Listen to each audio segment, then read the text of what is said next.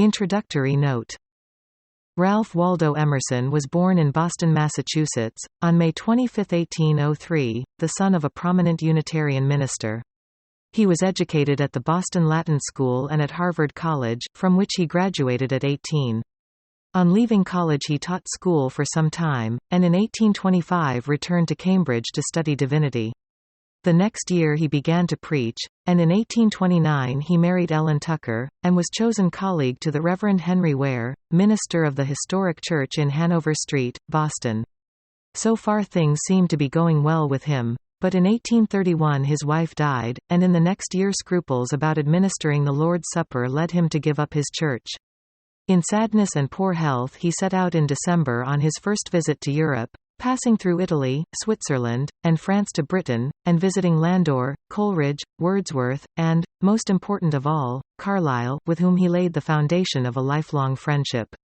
On his return to America he took up lecturing, and he continued for nearly 40 years to use this form of expression for his ideas on religion, politics, literature, and philosophy. In 1835 he bought a house in Concord, and took there his second wife, Lydian Jackson.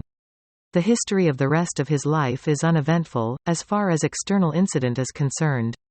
He traveled frequently giving lectures, took part in founding in 1840 The Dial, and in 1857 The Atlantic Monthly, to both of which he contributed freely, and the former of which he edited for a short time, introduced the writings of Carlyle to America, and published a succession of volumes of essays, addresses, and poems.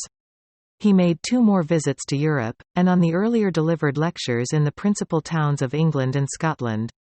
He died at Concord on April 27, 1882, after a few years of failing memory, during which his public activities were necessarily greatly reduced. At the time of Emerson's death, he was recognized as the foremost writer and thinker of his country, but this recognition had come only gradually. The candor and the vigor of his thinking had led him often to champion unpopular causes, and during his earlier years of authorship his departures from Unitarian orthodoxy were viewed with hostility and alarm. In the abolitionist movement also he took a prominent part, which brought him the distinction of being mobbed in Boston and Cambridge.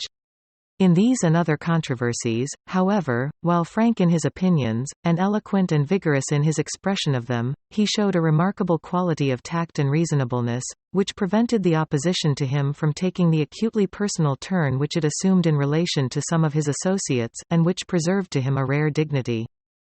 Recognition of his eminence has not been confined to his countrymen.